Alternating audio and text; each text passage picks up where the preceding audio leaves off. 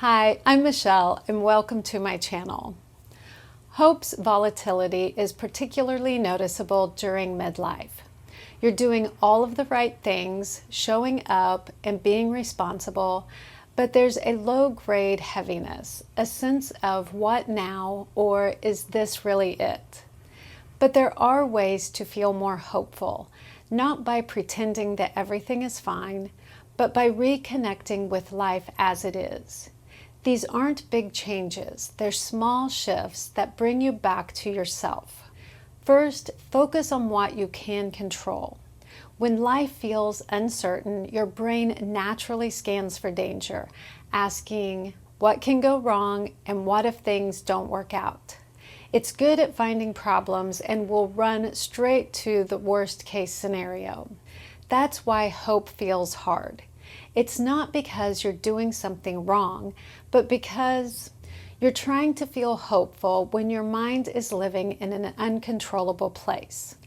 Hope grows when you focus on what you have today, not tomorrow or when things settle down. Here are a few things that you can control, especially when you feel like you can't control much. You can control what you consume, and I don't just mean food. I mean the news that you absorb, the conversations that you keep having on repeat, and the social media accounts that leave you feeling anxious or behind, or the stories that you tell yourself about your future. Sometimes the most hopeful thing you can do is to say, I'm not taking that in today. You can control your next right step, not the whole plan, not a whole life overhaul, just the next step. When I feel overwhelmed, I ask myself, what is the next right thing? Maybe it's pay one bill, or schedule an appointment, or make a healthy dinner, going for a walk, texting a friend, or just cleaning out one drawer. These things seem small, but they create momentum. And momentum is hope's best friend. You can control your environment. This is a big one, especially if you're someone who spends a lot of time at home. If your space feels chaotic, your brain feels chaotic. So even something simple like making your bed, lighting a candle, opening the curtains, putting on music, or clearing off your kitchen counter. These can shift your internal state more than you expect. It's telling your nervous system, we're safe, we have some control here. You can control your self-talk. You don't have to force positivity. It usually backfires. But instead, practice telling the truth in a kinder way. For instance, say, I'm in a season of figuring things out instead of I'm stuck. Or say, I'm still allowed to change my mind instead of it's too late for me. One right thing can be enough for today instead of nothing is working. Repeating words shape your emotions. Focus on a small part of today. Hope can be tiny, like a good conversation, a helpful idea, or a peaceful morning walk. If overwhelmed, take a breath and ask, what can I control in the next 10 minutes? Focus on that and hope will return quietly and steadily. Okay, this one sounds almost too simple, but I swear it works. When you're feeling a little hopeless or even just flat, your world can start to shrink. Without you realizing it, your days even get smaller. You go from life to routine, and then routine turns into this loop. Home, errands, phone, bed, repeat. So here's an easy way to break that loop without forcing yourself to be social in some exhausting way. Go somewhere where people are simply living, like a farmer's market or a craft fair or a free concert in the park, a holiday market or a street fair, or even a little community art walk where you just wander. You don't have to go with anyone, and you don't have to talk to strangers. You don't have to be on. You can just show up as you are, quiet, curious, low energy, whatever. Because the magic isn't in the networking, the magic is in the witnessing. You're walking through a space where people are offering what they've grown, baked, painted, knitted, arranged, carved, photographed, and on and on. It just does something to your brain. It's like your brain remembers, oh right, people are still creating things. People still care. People are still trying, and life is still happening out here. And honestly, that's hope. I love farmers markets for this because they're just so wholesome in the best way. You've got someone who got up at an ungodly hour to bring fresh flowers, and someone else who's proudly selling jam like it's a treasure. And there's usually a guy playing a guitar who may or may not be amazing, but he's committed. And you can't help but smile. Even if you don't buy anything, you feel more connected. Community events reminds you of your belonging, not in a dramatic way, but in a basic human way, like you're part of the world, not alone in your home. This reminder matters, especially if you spend a lot of time alone. This one is such an underrated hope builder, and I think it's because we've turned reading into another form of self-improvement homework. Like if you're going to read, it has to be educational, productive, worth it, or something that makes you a better person in measurable ways.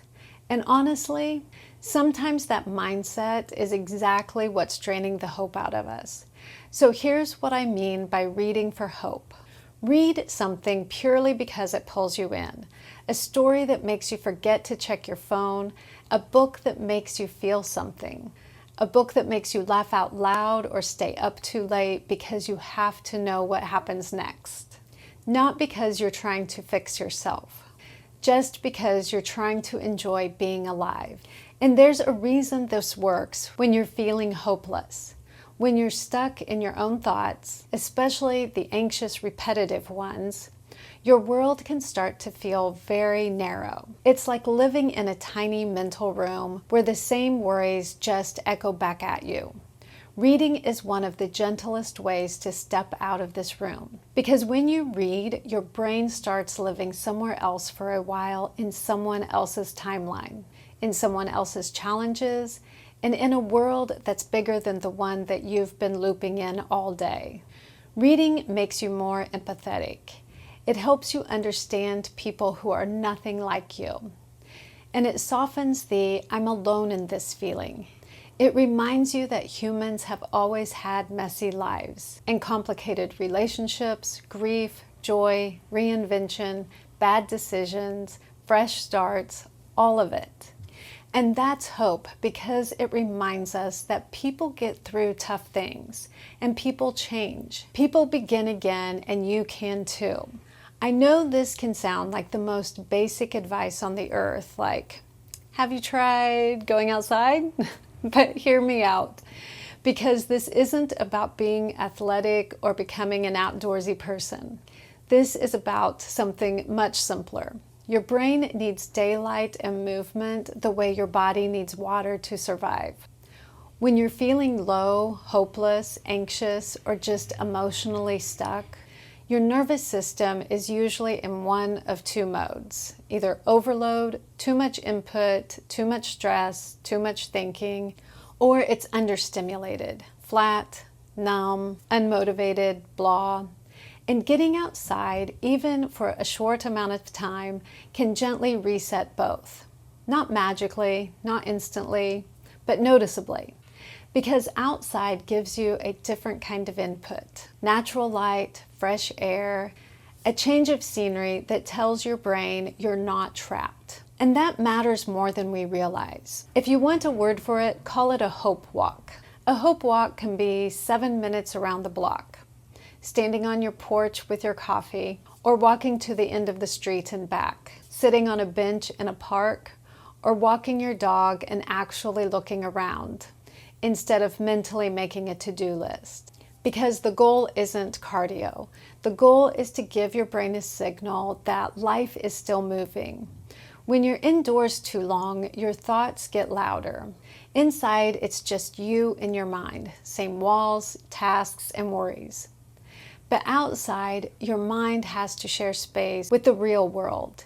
You start noticing the way the trees look in winter, the sound of someone's dog barking, the smell of someone grilling, and the sky doing that whole dramatic thing it does for free. And your brain goes from ruminating to observing.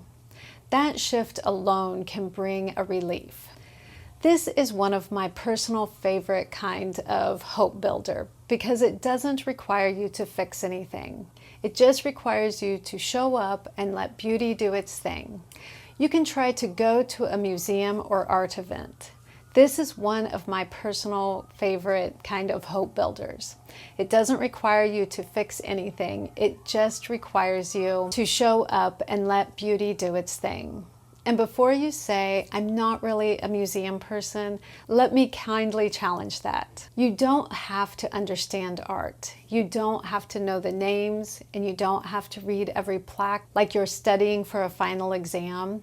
You can walk into a museum like you're strolling through someone else's imagination, and that alone can change your mood. Because here's what museum and art events are at their core: proof that humans keep creating, even during the hard times, even when the world is chaotic and life feels uncertain. Someone somewhere still decided, I'm going to make something. I'm going to tell the truth. I'm going to create beauty anyway. And when you're feeling hopeless, that is deeply reassuring.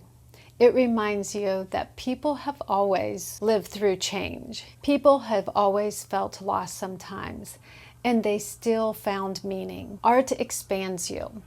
When you're feeling stuck in your own thoughts, especially the anxious one, your world gets smaller, and art does the opposite. It opens you up. You step into a room and see something that makes you think, wow, I've never seen that before. Or that's strange, but I love it. Or that makes me feel something that I can't even explain. And just like that, you're out of the mental loop. Also, we can talk about how museums are one of the best places to be alone. No one thinks it's weird. No one expects you to talk.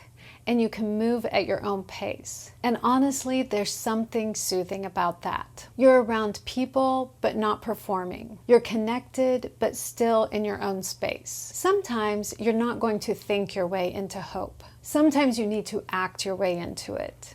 You go from feeling like life is happening to you to remembering, I still have something to offer. I still matter, and I can still contribute. Volunteering offers that sense of hope and purpose amidst discouragement, and it interrupts the feeling of invisibility and powerlessness. It replaces it with a sense of participation and contribution. The best part is volunteering doesn't require a significant commitment. It's not about draining or overwhelming oneself. It's about finding joy in doing good without adding stress. Even introverts and those who prefer quiet activities can find volunteer roles that suit their preferences. There are many behind-the-scenes roles that allow for useful contributions without being the center of attention. Volunteering provides emotional magic by giving you a reason on days when you feel unmotivated. It registers a sense of accomplishment and belonging without the pressure. In midlife, adults often struggle to make new connections, especially if they're solo or their lives have changed. Volunteering offers an easy way to be around people naturally, without the pressure to make friends. Connection happens naturally, and it feels safer because it reminds you that the world isn't just what you see online. It shows kindness, cooperation, and quiet goodness, restoring faith in humanity. Hope isn't something you wait for. It's something that you practice, quietly, daily, and imperfectly. You don't need to overhaul your life to feel more hopeful. You just need to reconnect with people, with creativity, with nature, and yourself. If you're in a season where hope feels fragile, be gentle. Start small and trust that even tiny acts of engagement can slowly bring the light in. Thank you so much for watching.